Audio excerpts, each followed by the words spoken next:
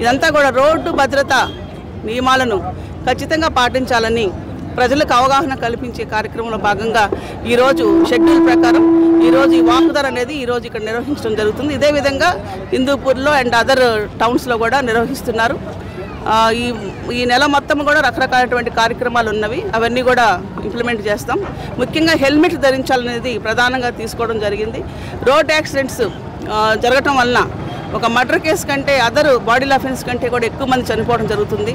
తమ కుటుంబాల్లో ఆదాయాన్ని ఆర్జించేటువంటి వాళ్ళు యూత్ మగవాళ్ళు చనిపోవడం వల్ల కుటుంబం మొత్తం చాలా ఎఫెక్ట్ అవుతుంది.